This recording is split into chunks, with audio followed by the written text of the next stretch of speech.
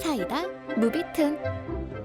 결혼한 지 5년이 지났고 그동안 부부 사이는 나쁘지 않았지만 웬일인지 아이가 생기지 않았기에 병원에 가보자는 이야기까지 나오고 있는 상황. 그런데 언제부터인지 집사람의 행동이 이상하게 느껴지기 시작했다. 핸드폰을 잠금 상태로 두는 것 정도는 얼마든지 있을 수 있는 일이긴 했지만 결정적으로 서랍 속에서 본 적도 없는 약을 찾았다. 인터넷에서 검색해보니 경구 피임약이었다. 나는 경악할 수밖에 없었다. 아내는 내가 얼마나 아이를 갖고 싶어 하는지 알고 있었고 그것 때문에 얼마나 고민하고 있는지도 알고 있었다. 그걸 알면서도 피임약을 계속해서 복용하고 있었던 것이다. 아이가 생길 리가 없었다. 바람을 피우고 안 피우고를 떠나서 집사람이 경구 피임약을 복용하고 있었다는 사실은 나를 절망시키기에 충분했다. 그리고 나는 집사람의 불륜을 거의 확신하게 되었다. 임신 때문에 병원 이야기까지 나오고 있는 마당에 피임약을 계속해서 복용하고 있다는 것은 임신에선 안 될 일이 있다는 이야기겠지. 그녀의 행동은 모든 것을 말해주고 있었다. 그 뒤로도 나는 여러 가지로 집사람의 뒷조사를 하게 되었는데 내 통장에서 약 6억 원 정도가 사라진 것을 발견했다. 나는 결혼 전에 로또에 당첨된 적이 있었다. 덕분에 부모님의 손을 빌리지 않고 결혼하며 집과 차를 살 수 있었고 남은 돈은 따로 통장을 만들어 보관해 두었다. 당연히 아내도 이 사실을 알고 있었다. 따로 통장을 만들어 그 돈을 보관하며 손대지 않은 이유는 미래에 태어날 우리 아기를 위해서 쓰려고 마음먹고 있었기 때문이었다. 물론 아내도 이런 사정을 모두 알고 있었지만 그럼에도 불구하고 피임약을 계속해서 복용하고 있었다는 것은 애당초 나와의 사이에 자녀를 만들 생각이 없었다는 소리겠지. 더군다나 내가 그 통장에는 절대로 손을 대지 않는다는 것을 알고 있었으니 고양이에게 생선을 맡긴 꼴이 되어버린 것이다. 거기까지 생각이 미치자 피가 거꾸로 쏟는 것 같았다. 당장이라도 집사람에게 달려가 멱살이라도 잡고 따지고 싶었지만 나는 끓어오르는 분노를 꾹 참고 흥신소를 찾았다. 의뢰하고부터 2달 정도가 지났을까? 흥신소에서 넘겨받은 자료는 불륜을 입증하고도 남을 양들이었다. 날짜를 조사해보니 야근이라고 했던 모든 날짜에는 웬 남자와 함께 호텔에 들어가는 집사람의 모습이 찍힌 사진이 있었다. 남자는 최근에 차를 페라리로 바꿨으며 집도 새로 짓기 시작했다는 것 같았다. 그리고 그 모든 돈이 내 통장에서 나갔다는 증거도 잡았다. 집사람에 대한 실망과 불륜 상대에 대한 분노로 미쳐버릴 것만 같았다. 나는 그렇게 모인 증거를 가지고 변호사를 찾아갔다. 하지만 바로 이혼 소송을 하지 않고 집사람의 부모님과 우리 부모님을 한데 모아 이야기를 하기로 했다. 집사람을 고립무원 상태로 만들기 위해 우리 어머니는 결혼 전에 이미 세상을 떠나신 상태였고 아버지는 네가 원하는 대로 하렴 이라고 하셔서 이야기는 간단히 마무리되었지만 장인 장모는 대성통곡을 하며 무릎까지 꿇으시고는 집을 팔고 빚을 내서라도 꼭 돈은 갚겠네 라고 하시는 게 아닌가. 장인 장모님은 정말 좋은 분들이고 나를 친자식처럼 대해주셨었기에 이런 소식을 전하는 내 마음이 그리 편하지만은 않았다. 두 분한테 그 돈 갚으라고 할 생각 전혀 없습니다. 잘못한 놈들이 갚아야지 왜 그걸 어머님 아버님이 갚으세요 라고 말하자 장모님은 걔는 앞으로 내 딸이 아닐세. 아주 연을 끊고 친척들한테도 전부 말해서 아주 발붙일 곳이 없도록 만들겠네 라고 절규하시는 한편 장인 어른께서는 불륜 상대도 처자식이 있더구나. 그쪽 가족들에게도 사죄하러 가야겠어 라고 말씀하셨다. 듣고 보니 맞는 말씀이었다.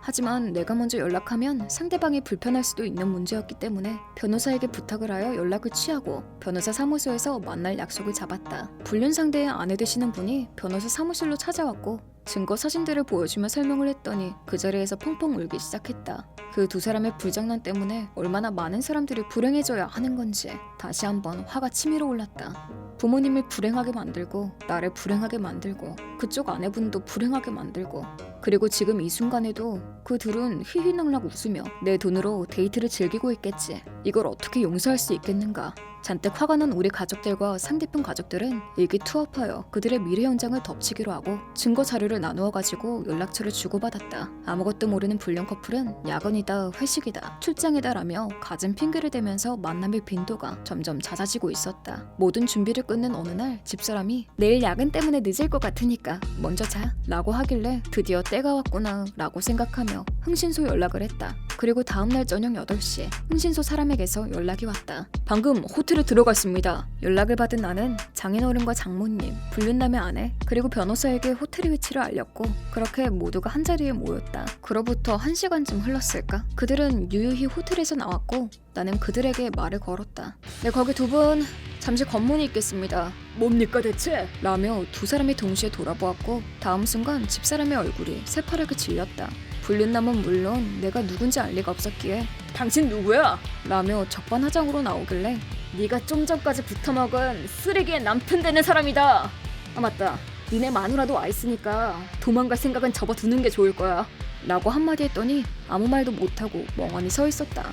그 길로 두 사람을 내 차와 흥신소차에 나눠 태우고 변호사 사무실로 직행해서 사실 확인을 끝내고 일단 해산했다. 아내가 도망치지 못하도록 아내 친가 쪽 사람들에게 감시를 맡기고 나는 호텔에서 하룻밤을 보냈다. 다음날 불륜남이 이 모든 것을 자백했는데 그 내용이 정말 기가 막혔다. 페라리는 옛날부터 타보고 싶었다는 둥 받은 새로 지은 집의 공사대금을 내 아내에게서 뜯어낸 것은 맞지만 공사비는 아직 내지도 않았으며 그 돈은 다른 곳에 숨겨두었다질 않나. 우리가 같이 살 집을 짓고 싶은데 돈이 모자라. 같이 놀러 다니려면 차도 한 대 쌈박한 걸로 뽑아야 되지 않겠어? 남편 돈이니까 아내인 너에게도 반은 권리가 있는 거야.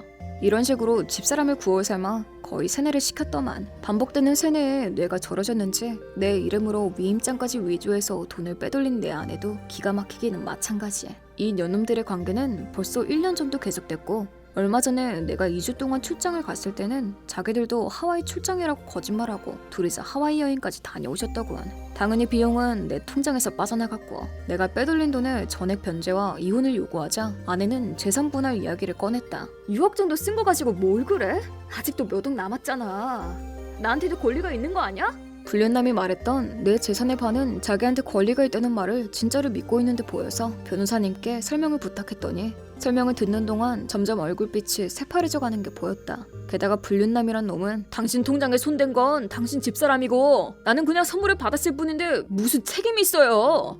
라는 주장을 펼쳤지만 그런 헛소리가 통할 리가 없었다. 페라리는 당연히 매각했고 부족한 금액은 불륜남의 부모가 집을 팔아 보충하기로 했다. 그 뒤 부모에게는 의절당하고 갑작스레 집을 판 덕분에 그쪽 친척들 모두가 알게 되어 천의 고아가 되었다고 한다. 게다가 엎친 데 덮친 격으로 직장에까지 그 사실이 알려져 해고를 당했고 그렇다고 해서 아내에게 지불할 위자료가 사라지는 것도 아니므로 지금부터 열심히 구직 활동을 해서 허리띠 졸라매고 빚을 갚아나가야 하겠지. 그런데 집도 압류되어 주소도 없는 마당에 제대로 된 직장을 구할 수 있을지 모르겠다. 물론 우리 집사람도 회사에서 해고당했다. 집사람은 이혼이 결정된 뒤에도 일주일 정도 우리 집에서 버티고 있었고 집사람의 얼굴조차 보기 싫었던 나는 그동안 부모님 집에 피신해 있었는데 그 꼴을 보다 못한 처제가 우리 집까지 찾아가 엄청난 비난을 퍼부었더니 어디론가 사라져버렸다고 한다. 듣자 하니 처제는 불륜에 대해 강박에 가까운 적대감을 가지고 있는 성격이라 자기 언니라고는 해도 도저히 용서할 수 없다는 것 같았다.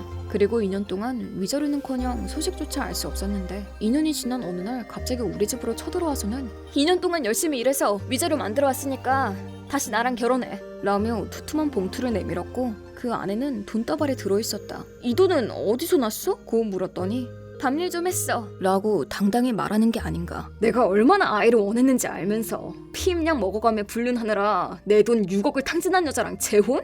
내가 대가리에 총 맞았냐? 그리고 나 벌써 재혼도 했고 애도 있어. 내 말을 들은 집사람 아니 전처는 소스라치게 놀랐고 나는 현관 액자에 들어있는 가족 사진을 손가락으로 가리켰다. 그러자 얼굴이 벌개져서는 어떻게 이럴 수가 있어? 라며 소리치기 시작했다. 어떻게고 저떻게고 나는 이미 결혼했고 아내와 자식이 있는 몸이라고. 내 동생이랑 결혼을 했다고? 그래 네 동생이지. 무슨 문제라도 인정 못해. 네가 인정을 하건 말건 그게 나랑 무슨 상관인데.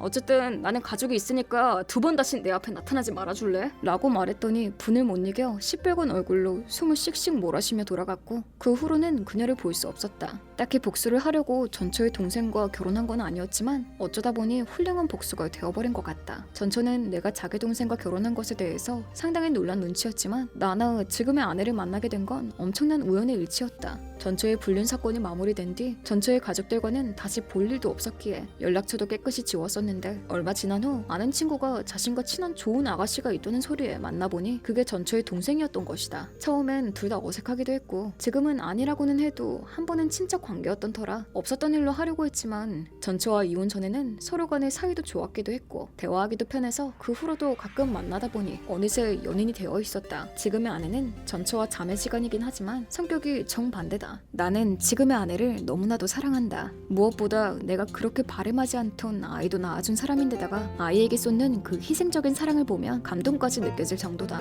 물론 가장 크게 놀랐던 건 장인어른과 장모님이셨다. 그렇게 좋아하던 사이와 영 좋지 않은 모양새로 결별하게 되어 속이 많이 상하셨을 텐데 다시 자신들의 사이가 되겠다니. 큰딸과는 이미 연을 끊은 상태셨기에 한편으로는 기뻐하시면서도 한편으로는 복잡한 감정을 느끼셨다는 것 같긴 하지만 손자가 태어난 순간 그런 감정은 한순간에 사라지셨다고 한다. 전초의 불륜을 눈치챈 그때는 내 앞날에 이런 사건들이 기다리고 있을 거라고는 상상조차 하지 못했다. 언니에게 불륜으로 배신당하고 그 동생과 결혼이라니 정말 인생이라는 건 무슨 일이 일어날지 한치 앞을 알 수 없는 거구나 라는 생각이 들었다. 이번 영상은 어떠셨나요? 재밌게 보셨다면 구독, 좋아요에 댓글까지 달아주시면 감사하겠습니다. 그럼 다음 영상에서 만나요.